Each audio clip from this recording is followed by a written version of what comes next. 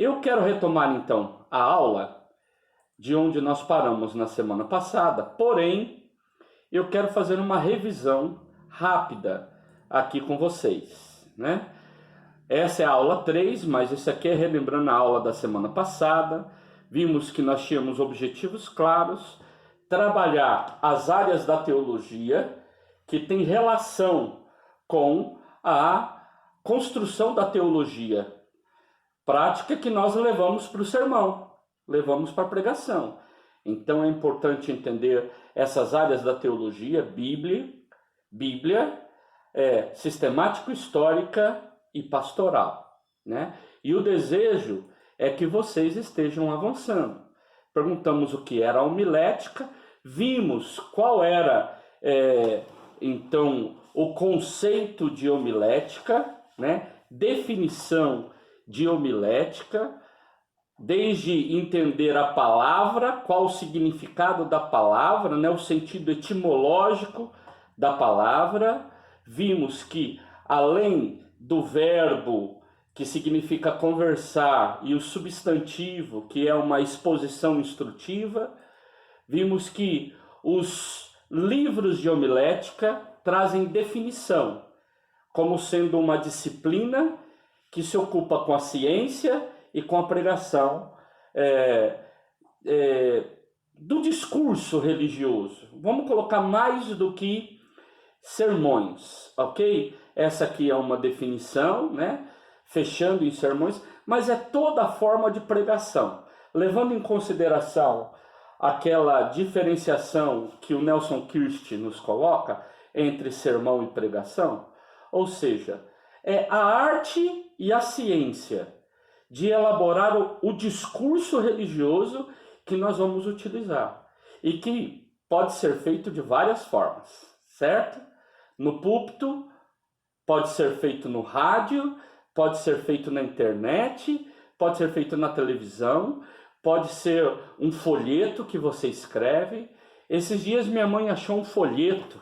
Eu fiz um folheto, levei para a gráfica, igual esses folhetinhos mesmo, pequenininho de evangelização. Eu fiz um folheto para eu entregar nas visitas hospitalares, quando eu era pastor lá em Marília. Sabe de quando que eu estou falando? De 1998. Eu acho que tem alguns aqui que não eram nascidos. Eu acho. E tenho quase certeza. 1998. Eu estava com uma atividade bem intensa já como pastor em Marília. Eu era jovem, né? Tinha 28 anos na época. E eu tinha um trabalho, Rodrigo Vieira, estava terminando o ensino médio. E aí então eu via a necessidade, quando eu ia nos hospitais, de entregar uma palavrinha de consolo, de conforto, de esperança. E aí eu elaborei uma capinha bonitinha. Quem me auxiliava muito com o boletim e essas questões gráficas era um jovem na época, né, João Francisco Ricardo Batista. Quem é da Quinta Região vai saber que o João Ricardo, ele é hoje responsável pelo informativo regional. E ele então fez todo o desenho bonitinho, a arte, né, e eu elaborei. Então ali era um discurso religioso.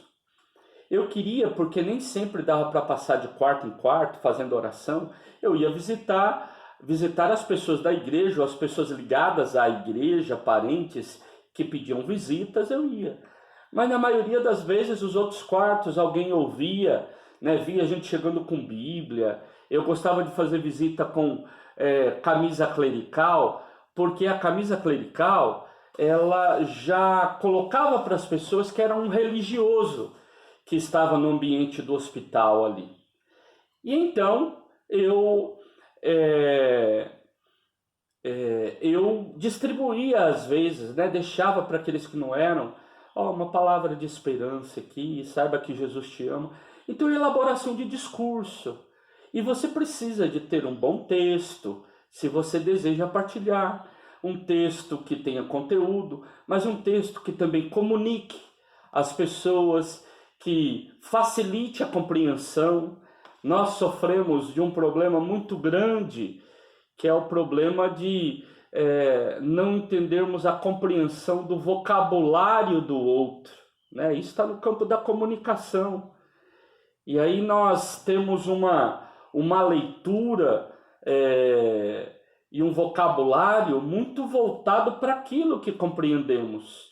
E aí os signos que nós damos são signos que as outras pessoas não conseguem decodificar, porque nossos códigos são muito internos, são códigos de gueto, né? O nosso gueto entende, mas os de fora não. Então nós vimos que homilética então é essa ciência que nos leva a compreender a importância, os critérios, aquilo que deve fazer parte de um discurso religioso, mas também a arte, porque tem a ver com técnica. A gente vai desenvolvendo isso. Vimos que praxis é isso que nós estamos fazendo aqui. Tem a ver com investirmos tempo em refletir sobre a proclamação do Evangelho, né? É um exercício da gente fazer, refletir sobre o que fez, fazer de novo, levando em consideração, e assim vai. Agora, a prática tem a ver com aquilo que nós estamos fazendo na hora. A prática homilética é a hora que eu estou escrevendo o meu folheto. Aquilo é a prática homilética. A prática homilética é a ver na hora que eu estou pregando o sermão, lá na hora. Eu preparei, fiz minhas anotações, mas é a hora do sermão, é a hora da prática, é a hora que eu estou fazendo programa de rádio. Essa é a hora em que eu estou praticando, né? Homilética, então, o Kirst também vai dizer, é arte e é ciência, né? Então, a mesma linha, os dois vão trabalhando. O Kirst, ele avança um pouquinho mais, porque nessa afirmação dele, ele fala sobre a questão da homilética fazer parte da teologia prática. Por isso é muito importante vocês relembrarem as aulas de teologia prática, teologia pastoral, né? Fundamentos que vocês tiveram no semestre passado. Sermão, então, é o discurso do culto, é o discurso da celebração.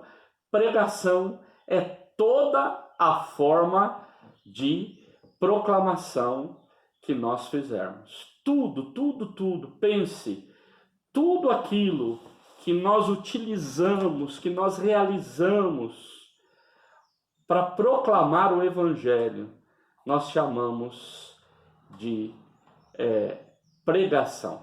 Então, saibam que é muito importante vocês guardarem isso em mente, porque a gente confunde pregação e sermão e queremos reduzir a pregação somente aos sermões.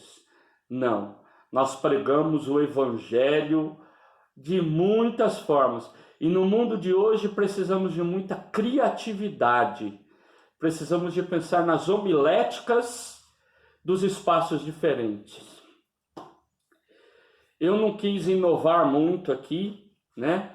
Até porque estamos num momento em que já estamos nos desafios de ter aula presencial utilizando ferramentas do ensino à distância, como Collaborate.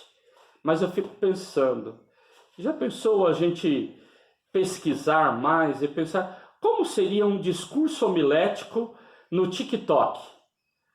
Fazendo TikTok mesmo. Como que nós poderíamos pregar o Evangelho na linguagem do TikTok? Não é para a gente, vamos imaginar aí, reproduzir a linguagem de outras mídias. Esse é o problema nosso. Nós reproduzimos, durante muitos anos, fiz programa de rádio e conheci muitos programas de rádio, né? E o comum em muitos lugares é reproduzir no rádio o discurso homilético do culto. Não, o rádio tem uma linguagem específica, a televisão tem uma linguagem específica. Como é que a gente produz material homilético para espaços diferentes? O espaço do TikTok é diferente do espaço do Instagram, é diferente do espaço do Facebook. Olha, são espaços de mídia diferentes do YouTube. Como que a gente constrói esses discursos para ser ouvido, para ser assistido, para ser lido?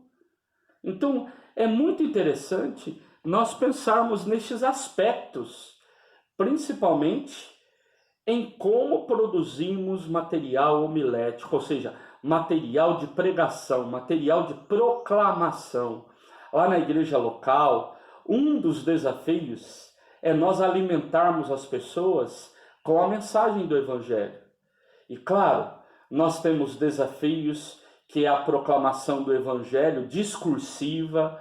Podemos, através das nossas ações, nossa visitação, através do nosso cuidado com as pessoas mais fragilizadas, há N formas de proclamarmos o Evangelho.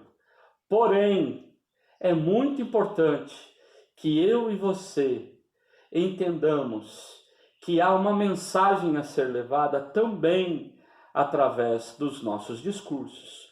Nós temos as nossas ações, a ação social, o quão é importante testemunharmos através dos nossos atos na luta por uma sociedade melhor. Voltei. Vocês me ouvem? Vamos ver se melhorou. Sim. Vamos ver agora se melhorou a conexão. Lá vamos nós. Obrigado pelo retorno, galera. Então vamos lá. Voltando. Proclamação, então, do Evangelho é uma tarefa de todos nós, enquanto cristãos. Temos possibilidade de proclamar o Evangelho através de sermões ou de qualquer outras formas de pregação, né? E o quão é importante nós entendermos isto.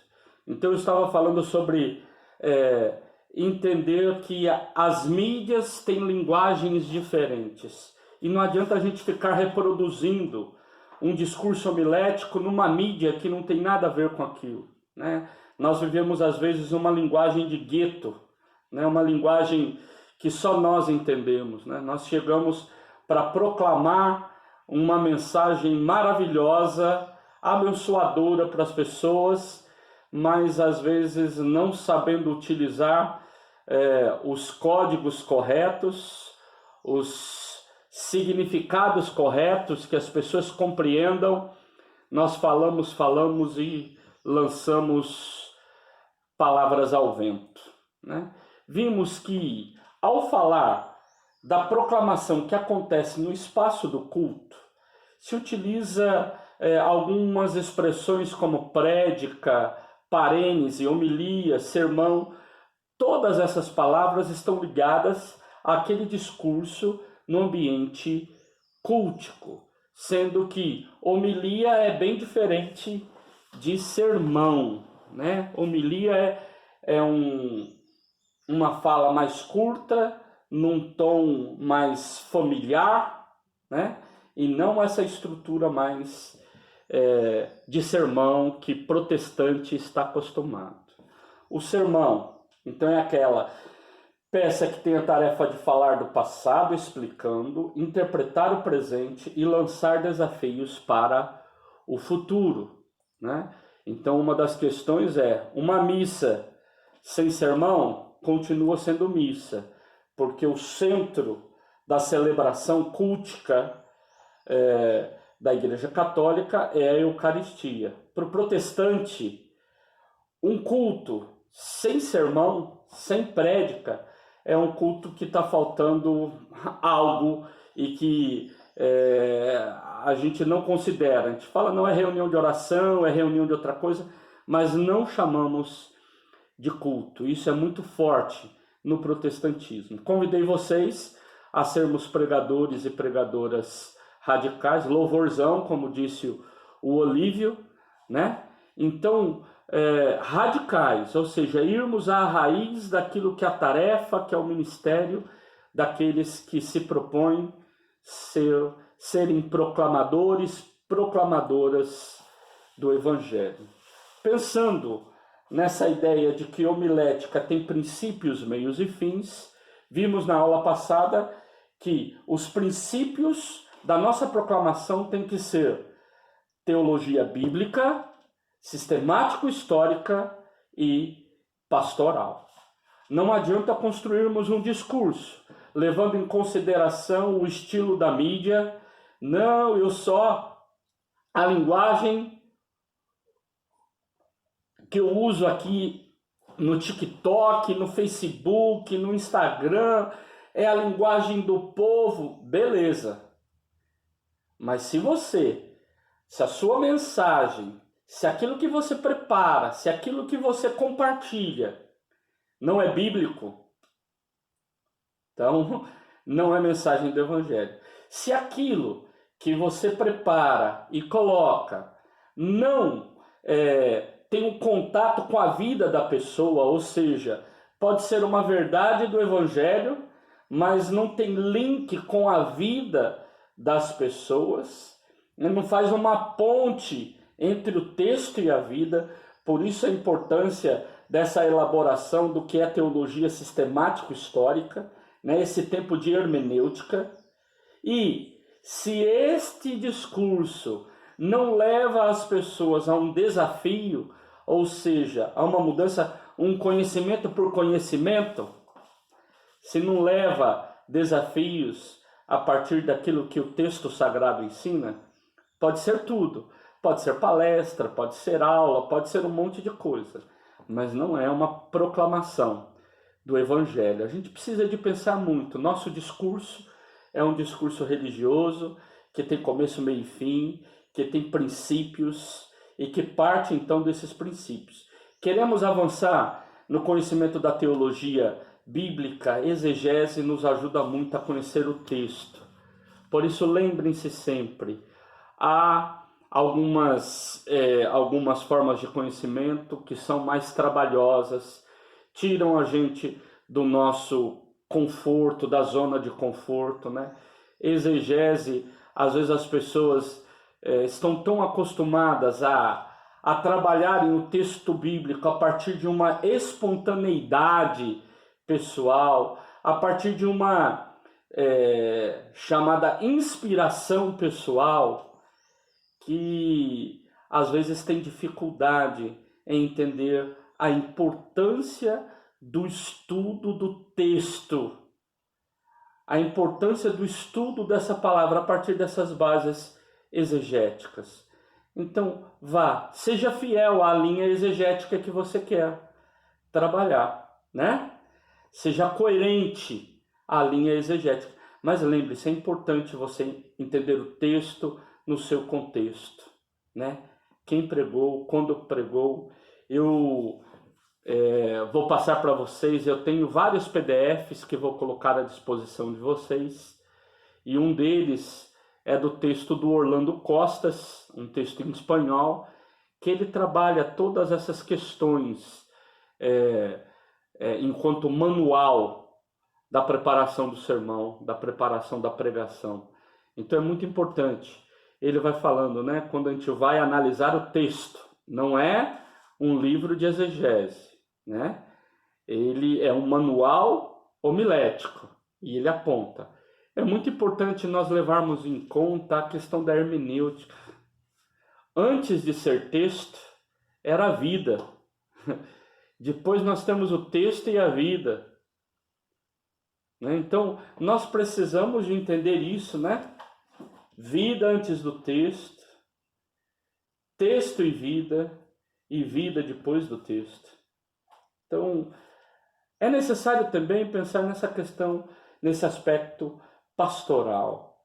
Ou seja, como que nós aplicamos. Quer elaborar bem? Vamos estudar um pouquinho mais sobre retórica, sobre oratória, sobre como que a gente apresenta discurso. Sabe, uma pessoa que sabe se apresentar diante dos outros, comunicar, seja no púlpito, seja presencial, ali numa visita, seja uma visita de hospital, uma visita no lar, ou seja, aquilo que nós vamos fazer. Experiências do cotidiano. Quer dizer, é muito importante que nós levemos em conta que a nossa vida, o nosso cotidiano, nos faz enxergar o mundo de um certo prisma. São aqueles exemplos lá que eu coloquei do Carlos Masters, da janela, ou do Leonardo Boff, né? Cada ponto de vista é a vista de um ponto. Então a gente precisa de ter clareza. E também levar em conta a ideia do discurso, né? O sermão é resultado de um processo homilético, né? E eu preciso, então, de preparar isso.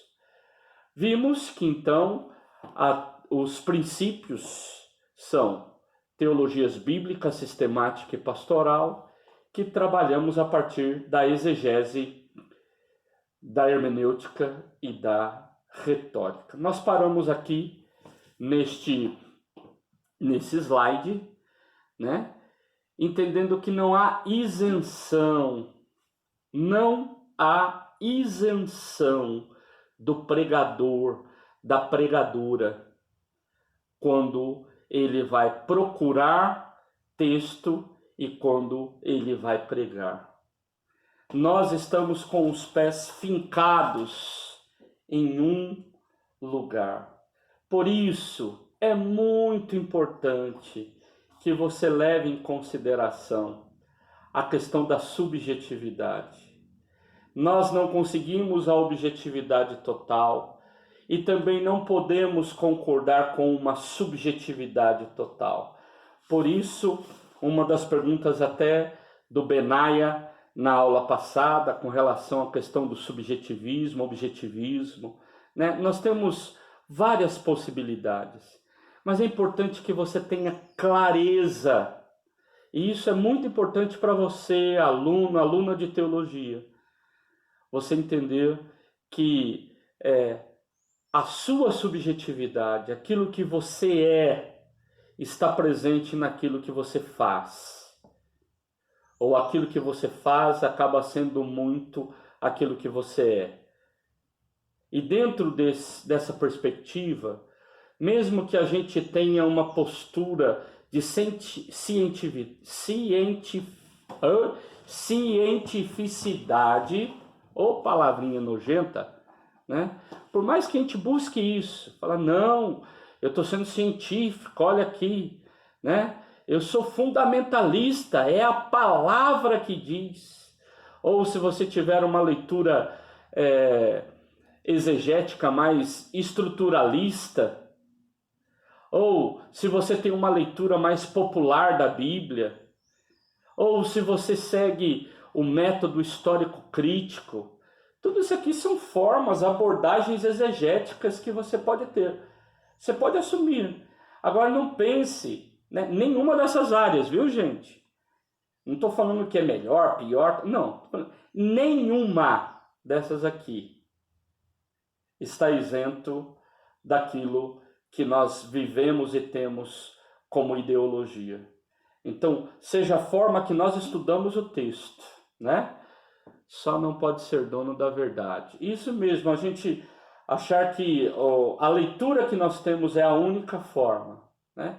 Então eu diria, quando eu vou ao texto estudar, há muito da minha subjetividade. Quando eu escolho um texto, e aí entra, né, aquilo que eu comentei a partir da pergunta da Janaína no início da aula. Professor, podemos escolher o texto? Como que é? Então, vamos comentar um pouquinho aqui. Às vezes, ficamos reféns dos nossos sentimentos para preparar os sermões. O que muitas pessoas vão chamar de inspiração, está ligado a questões muito profundas do nosso self, né? Do nosso eu. Aí nós temos aqui um psicólogo na nossa classe, o Rodrigo, né? E Rodrigo, se ele quiser ajudar, né? Se ele concordar e quiser ajudar, trazer alguma ideia em algum momento sobre essa questão própria, né? Então você tem N abordagens, ok? Sobre teorias da personalidade, tá? Freud não é a única, né? Nós temos N possibilidades de avaliarmos a personalidade, né? De teorias da personalidade.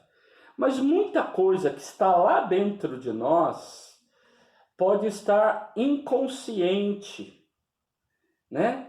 E aquilo que a gente fica chamando de inspiração, eu senti, e principalmente nessa sociedade pós-moderna, uma das marcas da sociedade pós-moderna é que nós consideramos verdade aquilo que gera em nós sensação de satisfação, né?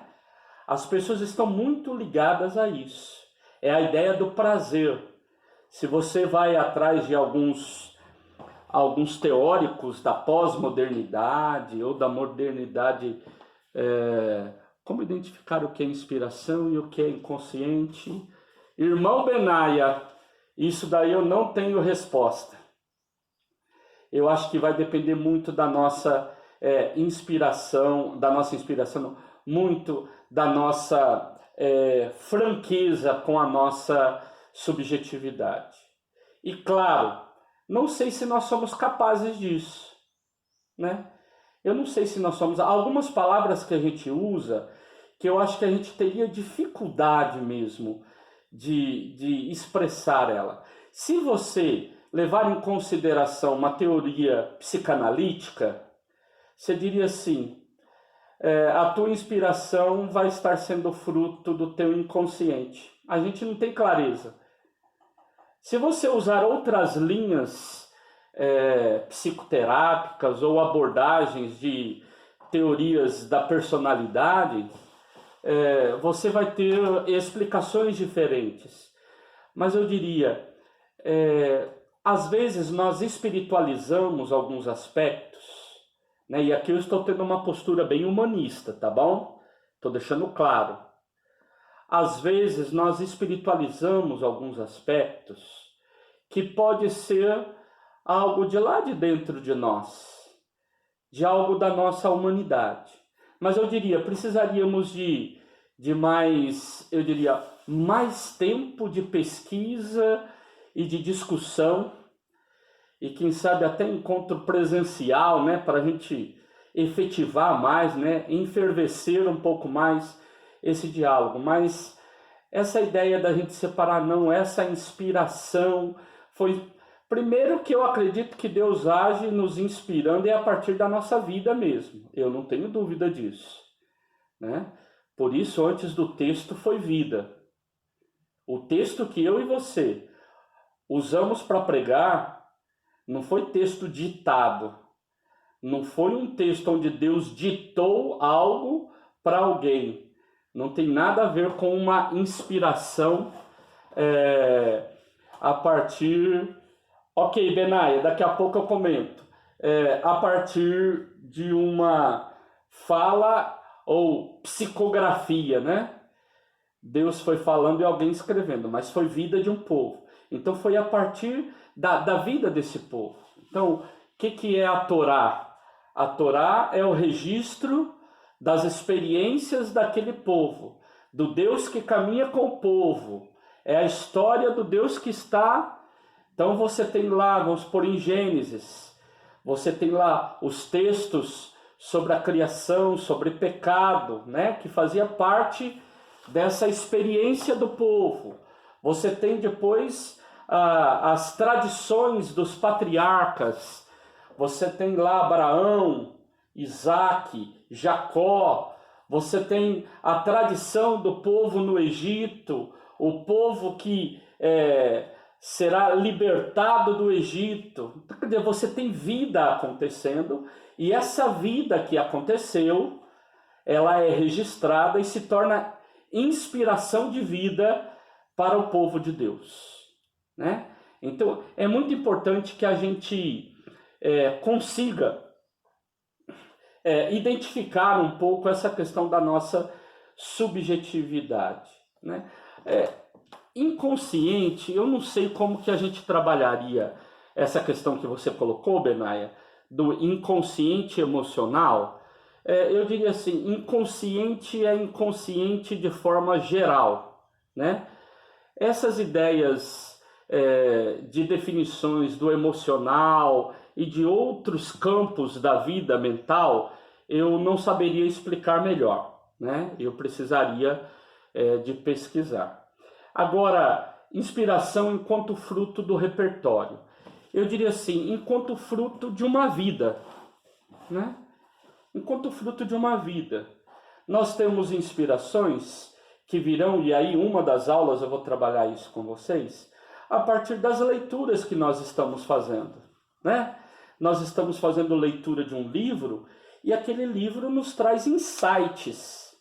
Eu acho que a gente precisa muito de diferenciar a ideia de inspiração enquanto insight, enquanto ideia, enquanto alguns usam a palavra estalo, né? Tive um estalo, né?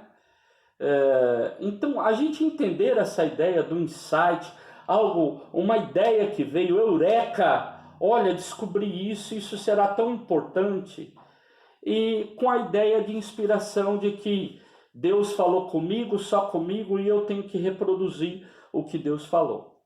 Eu prefiro não desmistificar isso, mas prefiro chamar a atenção para os cuidados. Eu fico muito preocupado quando pessoas ficam em busca de uma fala de Deus e elas criam fixações nisso. Vou dar um exemplo. Quando eu era pastor em Rondonópolis, isso é mais antigo ainda, em 95, eu conheci um pastor da comunidade evangélica, se tornou muito meu amigo, né? Eu sempre participei de conselho de pastores, desde o meu primeiro pastorado, e sempre fiz parte de diretoria, né? Sempre me envolvi mesmo, de cabeça, nos conselhos. E a gente criou muita amizade. E naquele momento, a comunidade evangélica, né, ela estava iniciando. As comunidades estavam no início, né? Foi no final da década de 90 que as comunidades, da década de 80, início da década de 90, que as comunidades estavam bombando, crescendo, né? E ele, pastor de uma comunidade, tinha que seguir as regras dos seus líderes, né, que mandaram ele para Rondonópolis para fundar uma comunidade lá. E um dia ele falou assim para mim: Paulo, como é difícil para mim, porque eu tenho que arrecadar em todos os cultos. E uma das formas que a gente tem de arrecadar dinheiro trabalhar questões místicas, né? Ele não usou essa palavra, né? Mas era isso que ele estava tentando dizer. Era falar de revelação, era demonstrar o poder que Deus tinha através dele. Deus então revelava sempre para ele, e ele trazia uma mensagem revelada. E como ele tinha culto todos os dias ele tinha que ter uma revelação de Deus para falar para a comunidade, e para depois ele também falar que tinha que investir missionariamente na comunidade que ele era pastor. E aí então ele partilhou comigo, falou: Paulo, teve um dia desses para trás que eu fiquei mais de 6 horas sentado na frente de uma árvore, pedindo para Deus falar comigo. em busca, ele fizesse uma folha cair, ele fizesse o vento fazer alguma coisa, algum simbolismo. E ele falou: eu saí de lá frustrado, porque eu não consegui achar nada.